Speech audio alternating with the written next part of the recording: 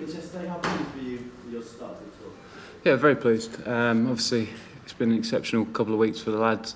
To be part of the group's been very special, and obviously to get a good start for myself personally, but also the team in one-day cricket as this part of the tour starts is important.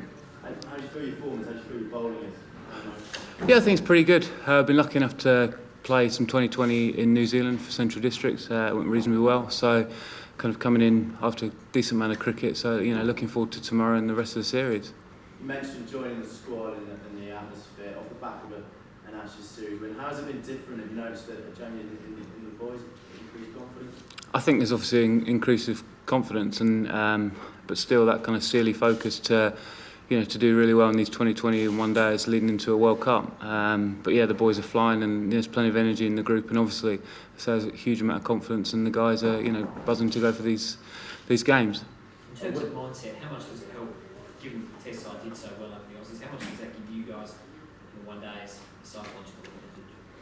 I think it's more about us more than psychological advantage. I think there is just a hugely positive vibe in the camp, and I think not just this test series, but I think over the last 2 years, I think the team's been playing some really good cricket in the three forms: test, one days and 2020. So there's always been, since I've been back in the team, there's always been a huge amount of confidence in not in preparation and in matches. Michael, the 2020 game is obviously gaining importance, but is there still a hint of exhibition game about these next two matches? Certainly not. I mean, obviously, we're lucky enough to win the World Cup in Barbados and played the Aussies in the final. It was a great game, and I think 2020 is now a very serious form of the game, as the competitions around the world show, and I think everyone's fully focused in these games, and it is about keeping that momentum going. And is it as much about competition within the team for the spots looking ahead to the one-day series and then of course the World Cup? I think there's a kind of element of that, because that's what good teams do. There's always a kind of competitiveness to try and get yourself in the team and stay there, because there's someone desperate to get in the team, and everyone wants to be part of a successful team, and I'm no different, and none of the lads are any different to that, and that's why I think we've had success. There's always been that kind of competition for places. Has there been a bit of time to play Australia? I think Australia is still regarded as the best one-day team in the world, and we respect them. They've still got some mighty fine players, and I don't think that should ever be forgotten.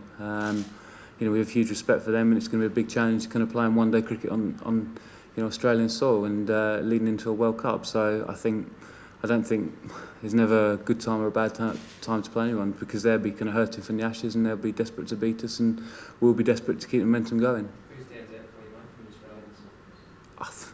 I think in 2020, they've got a hugely powerful middle order, and obviously pace up front with the bowling. But I think they're a very good team, as we found out in the World Cup in the 2020 and in the West Indies. So it's going to be a great game.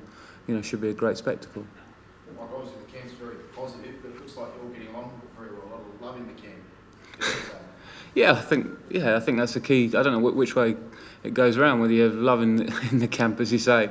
It brings results, or results bring that kind of love. I think, but I think there is a real positive feel, and I think just being in a few days, I think everyone's kind of willing everyone else's performance as well, not just worrying about their own performance. I think there's definitely a feel-good factor that when Belly gets 100, everyone's itching for Belly to get 100. Yesterday, and it's a really positive place to be. Very intense, or a long, less warm-up out there with a lot of concentration on fitness and fielding.